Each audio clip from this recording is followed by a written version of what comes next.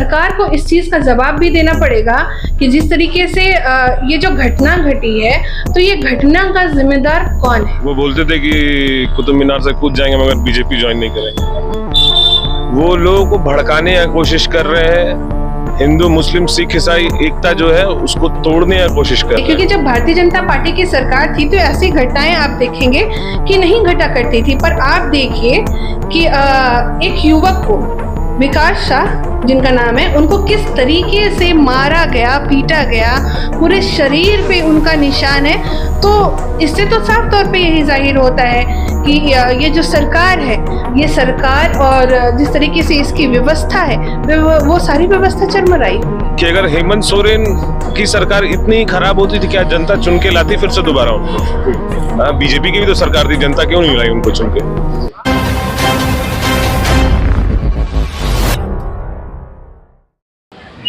गिरिडीह में होली के दिन दो समुदायों के बीच हिंसक झड़प हो गई थी। ऐसे में आपको बता दें, कई गाड़ियों को आग के हवाले कर दिया गया था और आपको इसके साथ ही बताते चले कि लगभग 22 लोगों को गिरफ्तार कर लिया गया था और इसके साथ ही 80 लोगों के ऊपर एफआईआर दर्ज कर दी गई थी। हमारे साथ पक्ष और विपक्ष जुड़ेंगे, उनसे बात करेंगे क्या कुछ वो कह रहे हैं।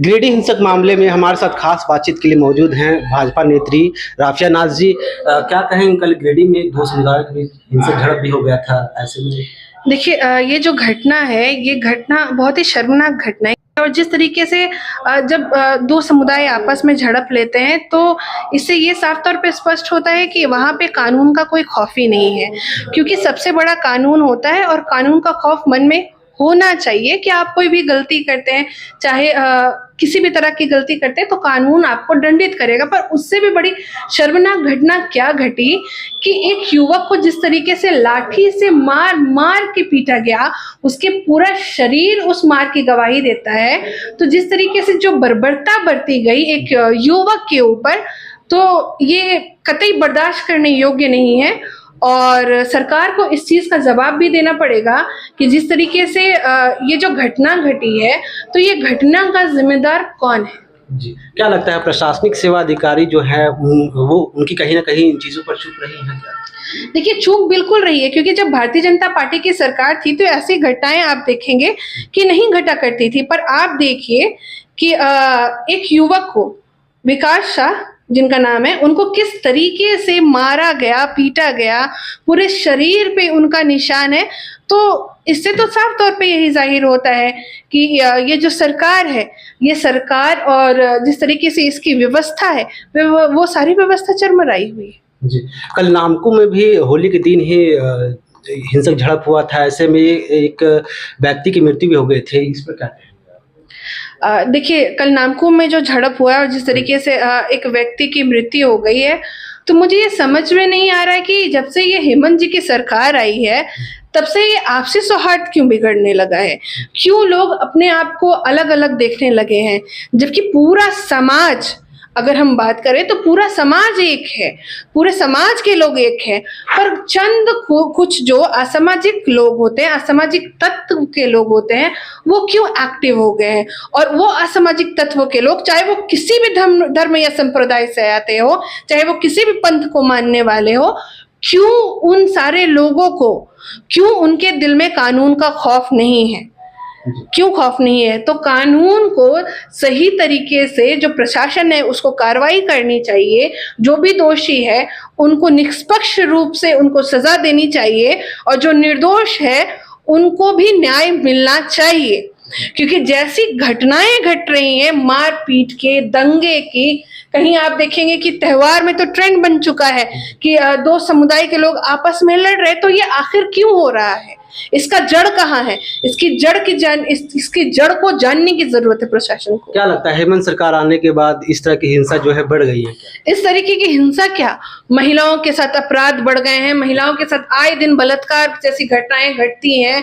आप देखेंगे कि लाठीचार्ज का प्रचलन बढ़ गया है, युवाओं के ऊपर अंधाधुंध लाठी चलती हैं और उसके साथ ही साथ माताओं और बहनों को लोक लुभावन के जो सपने दिखा करके वो सपना जो तोड़ने का भी प्रचलन है ना, ये सरकार में बहुत खूबी चल रहा है, क्योंकि 18 लाख माता और बहनों को तो मैया सम्मान की राशि से वंचित रखा गया। इसके साथ ही साथ ये जो वादे करके धरातल पे आई थी, जो इन्होंने वादे किए थे माता और बहनों को सशक्त करने का, चाहे वो माता और बहनों को चूल्हा खर्च देने का हो, चाहे महिला बैंक का हो, चाहे महिलाओं हर एक कॉलेज और स्कूल में पुलिस पिकेट की स्थापना की बात हो, चाहे वो यूजी से पीजी की मुफ्त शिक्षा की बात हो, तो सारी योजना सारी चीजें तो धरातल पे पड़ी हुई है। तो ये घटना कौन सी बात है, ये तो आए दिन घट ही रहे हैं, महिलाओं की इज्जत तार तार हो ही रही है।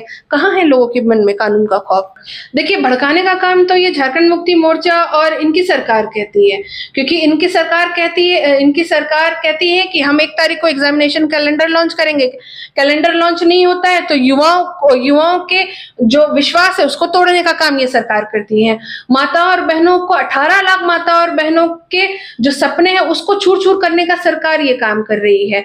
यूजी से पीजी की मुफ्त शिक्षा देने का वादा करके बेटियों को अशिक्षित करने का ये काम सरकार कर रही है। 90% पुलिस स्टेशन में महिला पुलिस उपनिरीक्षक नहीं होके बेटियों को असुरक्षित करने का काम ये सरकार कर रही है।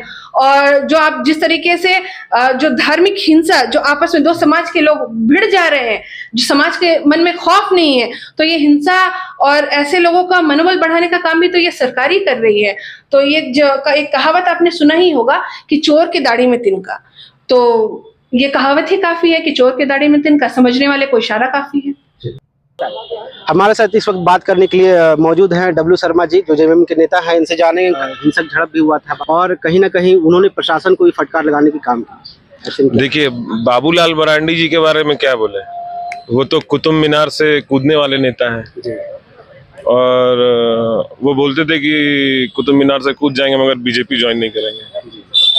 वो लोगों को भड़काने की कोशिश कर रहे हैं, हिंदू मुस्लिम सिख ईसाई एकता जो है उसको तोड़ने की कोशिश कर रहे हैं, समझ गए ना। और एक चीज बताइए कि अगर हेमंत सोरेन की सरकार इतनी खराब होती थी, क्या जनता चुन के लाती फिर से दोबारा उनको? हाँ, बीजेपी की भी तो सरकार थी, जनता क्यों नहीं लाई उनको चुन के?